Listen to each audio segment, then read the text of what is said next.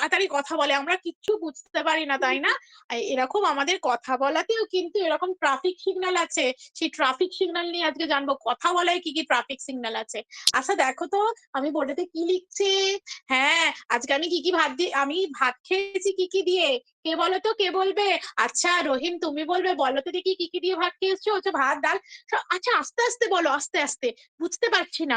হ্যাঁ, ভাত ডাল তরকারি মাছ, ঠিক বলেছো। এই দেখো, এইগুলো যদি আমরা একসাথে লিখে দিই তাহলে কি আমরা বুঝতে পারছি? না, তাড়াতাড়ি বললেও বুঝতে পারছি না। তাই জন্য আমরা কি করছি, একটু থেমে থেমে বলছি। এই যে থেমে থেমে, দেখো তো এখানে একটা কি চিহ্ন লিখছি। হ্যাঁ, এই দেখো একটা চিহ্ন দিচ্ছি। এই যে চিহ্নটা দিচ্ছি, এই চিহ্নটা কি করে বলতো? ট্রাফিক সিগন্যালে যেমন রেড লাইট কি বলে আর ইয়েলো লাইট কি বলে, আস্তে আস্তে যাও।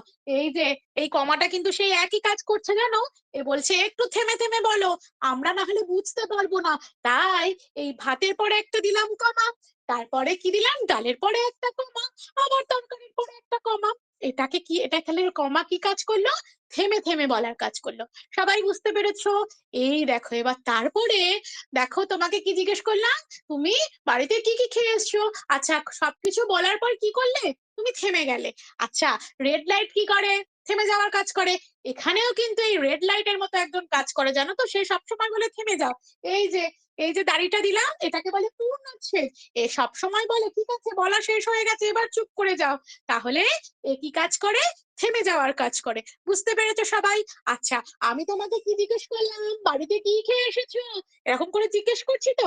এই যে খেয়ে কি খেয়ে এসেছো, আমি যখন তোমাকে কিছু জিজ্ঞেস করছি তখন তুমি তার একটা উত্তর দিচ্ছ। এই যখন জিজ্ঞেস করছি তখনও কিন্তু এখানে আমরা, হ্যাঁ, এই চিহ্নটা কিন্তু আমরা দেখতে পাই যখন আমরা পরীক্ষা দিই, তাই না? পরীক্ষার একদম শেষের লাইনে লেখা, শেষের লাইনে একদম শেষে লেখা থাকে এই কোয়েশ্চেনটা। কি দেখো তো, দেখতে পাচ্ছ? এই দেখো আশকি দিয়ে একটা ফুটকি। এইটাকে বলা হচ্ছে জিজ্ঞাসার চিহ্ন। কি বলছে? জিজ্ঞাসার চিহ্ন। এর না খুব প্রশ্ন, সবাইকে জিজ্ঞেস করে করে বেড়ায়। তাই একে আমরা কি বলবো? জিজ্ঞাসার চিহ্ন। তাহলে আমরা কথা বলার ট্রাফিক সিগন্যাল তিনটে জানলাম। কি কি? কমা, দাড়ি আর জিজ্ঞাসার চিহ্ন। কথা বলার ট্রাফিক সিগন্যাল কিন্তু অনেক যাচ্ছে। পরবর্তী ক্লাসে আমরা সেই সব নিয়ে আলোচনা করব। ততক্ষণ আমরা যেগুলো শিখলাম সেগুলো নিয়ে আমি কিছু তোমাদের লিখতে দিচ্ছি, তোমরা সঙ্গে সঙ্গে আমাকে লিখে দেখাও। ঠিক আছে, আজকের মতো এই পর্যন্তই। বাহ বাহ, ভালো ভালো ভালো ভালো ভালো। পায়েল ম্যাডাম, স্যার দেওয়া যাবে এরকম? হ্যাঁ আমি কিন্তু কপি করিনি। না না, দেওয়া যাবে, কিন্তু যদি আপনার সামনে চলে আসে না এটা চ্যালেঞ্জের, তাহলে ওই হ্যাঁ হ্যাঁ, না করিলে এটা বেস্ট হবে। আচ্ছা বেশ বেশ।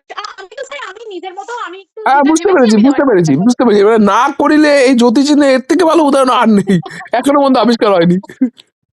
হ্যাঁ, আচ্ছা পায়েল ম্যাডাম বলেন, ঠিক আছে। পায়েল ম্যাডাম বলেন।